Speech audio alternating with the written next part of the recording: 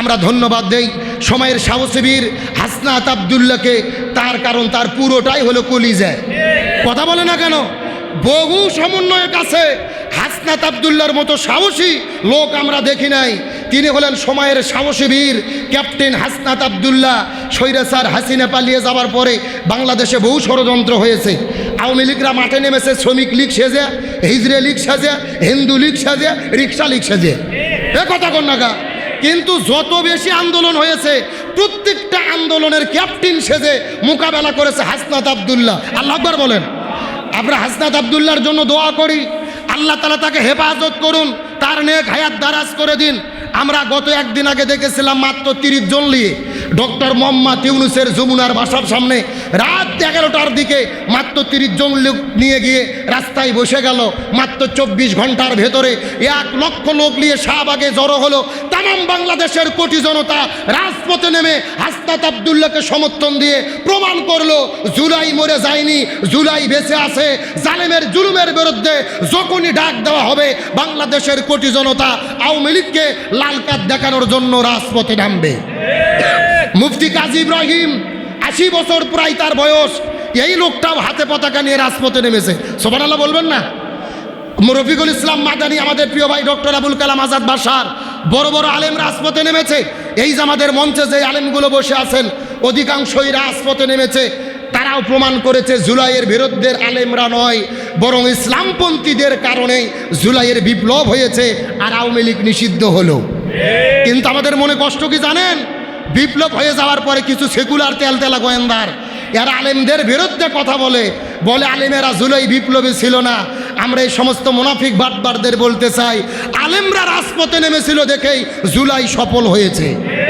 আলেমরা রাজপথে নেমেছিল দেখেই আওয়ামী লীগকে নিষিদ্ধ করতে বাধ্য হয়েছে। কিন্তু বিপদত পড়লে আমাদেরকে ডাকে, বিজয় যখন হয়ে যায় আর হুজুরদের কোনো ডাক, হুজুরদের দাম দিতে চায় না। এদেরকে বলতে চাই হুজুরদের মাথায় কাঁঠাল লেগে ভেঙে খাবার দিন শেষ।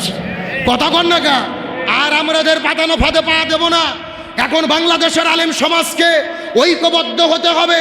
স্বাধীনতার 54 বছর পার হয়ে গেছে, এক দল ক্ষমতায় এসেছে আর এক দল ক্ষমতার থেকে চলে গেছে, আমরা শান্তি পাইনি। সুতরাং শান্তির জন্য ঘোষণা, এই বাংলার জমিনে সব দল দেখা শেষ। আগামীতে আলেমদের নেতৃত্বে কোরআনের বাংলাদেশ।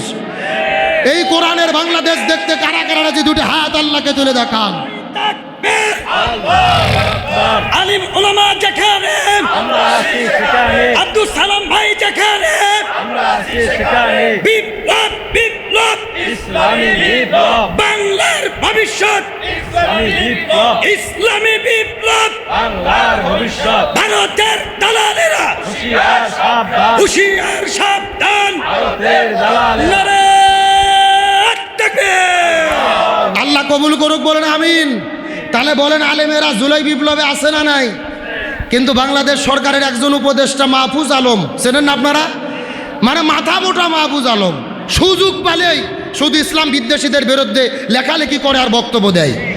গতকালকে আওয়ামী লীগ নিষিদ্ধ হলে আর তো উচিত ছিল আলেমদেরকে ধন্যবাদ জানানো। ও ফেসবুকে পোস্ট দিয়ে লিখতেছে পাকিস্তান বাদ দিতে হবে, আলেমদের পাকিস্তানের প্রীতি বাদ দিতে হবে, 71-এর জন্য মাপ চাইতে হবে। আমরা মাহফুজ আলমকে বলতে চাই, 71-এর জিকির করে করে স্বৈরাচাররা পালাতে বাধ্য হয়েছে। আর 71 দিয়ে জনগণকে ভুল বোঝানো যাবে না। 71-এর চেতনা নিয়ে রাজপথে যারাই নামবে তাদেরকেই ন্যাংটা করে বিদায় করা হবে। আমরা অবশ্যই 71-কে ভালোবাসি, সম্মান করি, শ্রদ্ধা করি। তবে 71-এর চেতনার নাম দিয়ে আলেমদের বিরোধিতা করলে সেটা মানা হবে? আচ্ছা বলেন তো, আমরা কি পাকিস্তানের দালালি করি? যারা আলেমদেরকে পাকিস্তানের দালালি বলে, আমরা পাকিস্তানের দালালি করি না, ওরাই ভারতের দালালি করে, ওরাই ভারতে পালিয়ে যায়। সুতরাং কোনো আলেম ভালো করে বোঝেন, অবশ্যই পাকিস্তানকে মহব্বত করি, এটা দেশ হিসেবে না। পাকিস্তানকে আমরা মহব্বত করি তার ধর্মের কারণে, তার কারণ তারাও ইমানদার, আমরাও ইমানদার। আর ভারতকে আমরা ঘৃণা করি হিন্দু হওয়ার জন্য না, কারণ ভারত হলো স্বার্থবাদী দেশ। বাংলাদেশ স্বাধীন হওয়ার পর থেকে বাংলাদেশ থেকে শুধু নিয়েছে কিন্তু কিছু দেয়নি। কেন ভাই, ওরা হিন্দু এই জন্য কি আমরা ওদের ঘৃণা করি? না, আমরা বাংলাদেশের হিন্দুদের তো ভাইয়ের মতো ভালোবাসি, তাদের জামাই আদর দিয়ে আমরা একই সঙ্গে বসবাস করি। তাহলে হিন্দু হওয়ার জন্য ভারতের প্রতি ঘৃণা না, ভারতের ঘৃণা হলো ভারত হলো বাটপার, চিটার, এরা বাংলাদেশ থেকে শুধু নেয় কিন্তু দেয় না, বাংলাদেশকে ধ্বংস করার ষড়যন্ত্র করে। সুতরাং বলতে চাই মাহফুজ আলমকে, তুমি সাবধান হও, আলেমদের বিরুদ্ধে বক্তব্য দিও না। আলেমদের বিরোধিতা করে একদল পালিয়ে গেছে, আবার যারা বিরোধিতা করবে এরা হেলিকপ্টার চড়াও চান্স পাবে না। আল্লাহ তাআলা সঠিক বুঝদান করুক, বলেন আমিন। তাহলে বলতে চাচ্ছিলাম রসুলের অনুসরণ সকল জায়গায় করার দরকার আছে না নাই? আরো জোরে বলেন। আমার প্রিয় বন্ধুগণ, মুসলমান ভাইরা গভীর মনোযোগ। নবীকে যদি অনুসরণ করি, নবীর আদর্শ যদি মেনে নেই, তাহলে আমাদের কি লাভ হবে? আল্লাহ তাআলা কোরআনের মধ্যে বলেন, কুল ইন কুনতুম তুহিব্বুনাল্লাহা ফাত্তাবিউনি ইউহিব্বুকুমুল্লাহ ওয়া ইয়াগফির লাকুম যুনুবাকুম আল্লাহু গফুরুর রহিম। আরো জোরে বলেন দেখি আল্লাহু আকবার।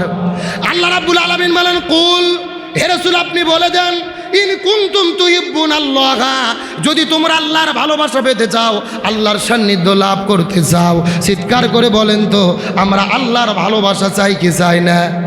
আরো জোরে বলেন, কারা কারা চাই? দুটি হাত আল্লাহকে তুলে দেখান, লিল্লাহি তাকবীর। এ মুসলমান ভাইরা হাত নামান, গভীর মনোযোগ। আল্লাহ বলছেন, যদি তোমরা আমি আল্লাহ আমার ভালোবাসা পেতে চাও আর তোমরা তোমাদের জীবনের গুনাহকে মাফ করে নিতে চাও, তোমাদের কাজ হলো দুইটা। তোমাদের কাজ হলো একটা, ফাত্তাবিউনি, তাহলে তোমরা আমি নবী আমাকে অনুসরণ করো। বলেন সুবহানাল্লাহ। আমরা যদি আল্লাহর ভালোবাসা পেতে চাই, অনুসরণ করতে হবে কাকে? একটু কথা বলেন। আল্লাহকে কেন? রসুলকে। জোরে বলেন কাকে? আরো জোরে বলেন কাকে? আর যদি রসুলকে অনুসরণ করো, পুরস্কার হইলে দুইটা। জোরে বলেন কয়টা?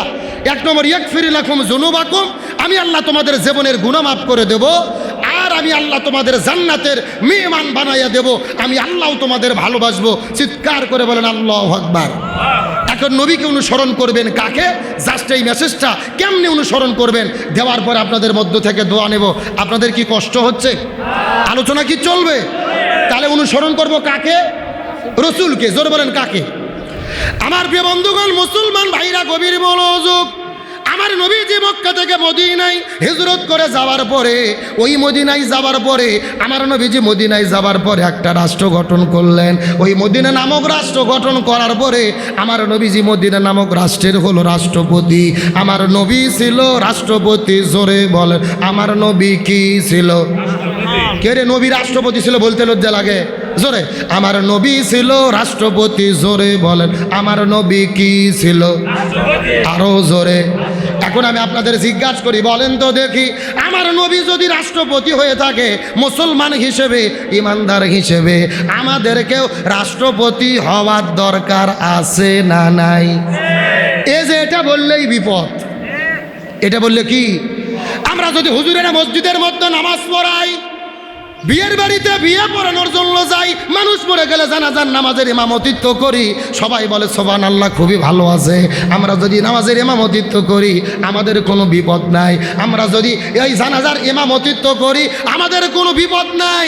আমরা যদি জিকির করি, আমাদের কোনো বিপদ নাই। কিন্তু বাংলাদেশের আলেমেরা যদি বলে জমিন যার আইন চলবে তার, আল্লাহর আইন চাই, সৎ লোকের শাসন চাই, নবী ছিল রাষ্ট্রপতি, আমরাও রাষ্ট্রপতি হতে চাই, তখনই কিছু কিছু লোকের শরীরে চুলকনি ব্যায়াম শুরু হয়। এরা লাভ দিয়ে উঠে বলে, আপনি নামাজ পড়েন, রোজা রাখেন, হজ করেন, যাকাত দেন, আপনি মসজিদের ইমামতিত্ব করেন, আপনি হুজুর রাষ্ট্রপতি হতে চান কেন? এ কথা কর না গা। এরকম কিছু এলার্জি ব্যায়ামের লোক নাই?